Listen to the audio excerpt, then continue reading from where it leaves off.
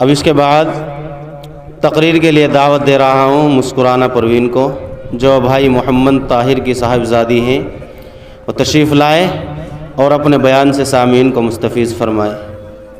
بسم اللہ الرحمن الرحیم، الحمدللہ رب العالمین والصلاة والسلام علی رسولہ الکریم، اما بعد، فاعوذ باللہ من الشیطان الرجیم، بسم اللہ الرحمن الرحیم۔ وقال اللہ تعالی فی القرآن الکریم، فمن زحزح عن النار وادخل الجنۃ فقد فاز وما الحیاۃ الدنیا الا متاع الغرور۔ ابھی میں طفل مکتب ہوں، نواعظ ہوں نہ فرزانہ، صدائے دل میں گونجی ہے سنا دو حق کا پروانہ۔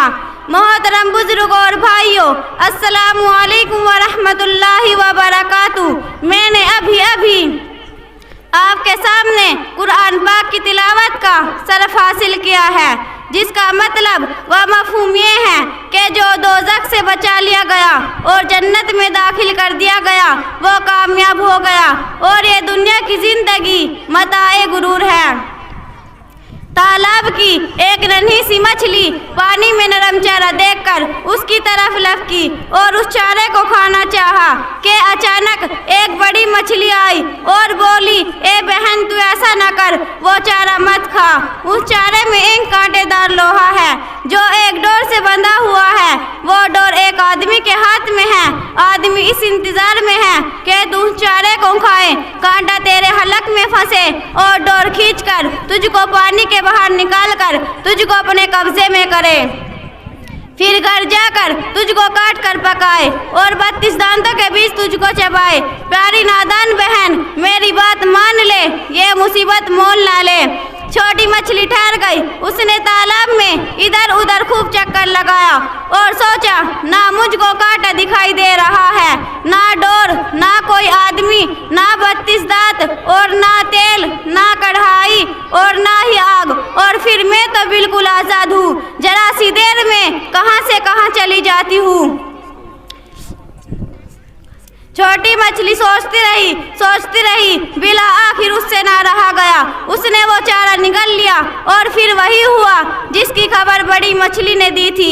اسی طرح اللہ تعالیٰ نے اپنے محبوب رسول کو بھیج کر انسانوں کو آگاہ کیا، اے انسانوں، تمہاری یہ دنیا کی زندگی ہی سب کچھ نہیں ہے، بلکہ اس کے بعد بھی ایک دنیا ہے جو کبھی ختم نہ ہونے والی ہے، اور یہ دنیا کی زندگی چند دن کی ہے، نہ جانے کب ختم ہو جائے۔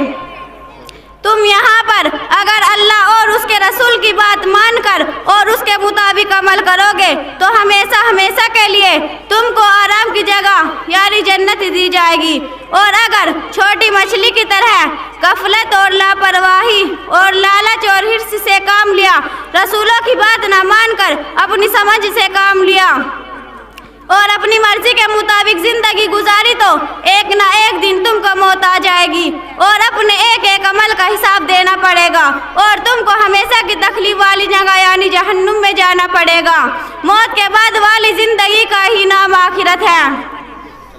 جن لوگوں نے نبی اور رسولوں کی بات مانی اور ان کے بتائے ہوئے راستے پر چلے وہ کامیاب ہوئے، اور جنہوں نے بات نہ مانی اور سرکشی کی وہ ناکام ہو گئے۔ اللہ کا شکر ہے کہ ہم مسلمان ہیں اور آخرت پر یقین رکھتے ہیں، لیکن آج زیادہ تر مسلمان دنیا والوں کی طرح دنیا کی زندگی میں پھنس گئے ہیں اور آخرت کو بھلا بیٹھے ہیں۔ یہی وجہ ہے کہ آج ہم پریشان ہیں۔ ہم کو آخرت کا یقین تو ہے، لیکن یہ یقین بہت ہی کمزور ہے۔ ہماری دنیا کی زندگی بن جائے، ہم کو اس کی بہت زیادہ فکر ہے، مگر ہمارا آخرت میں کیا ہوگا، ہم اس کی کتنی تیاری کر رہے ہیں، ہمیں اس کا احساس نہیں ہے۔ اللہ رب العزت سے دعا ہے کہ ہم کو آخرت کا پکا یقین عطا فرمائے، آمین۔ وآخر دعوانا الحمدللہ رب العالمین۔ ماشاءاللہ۔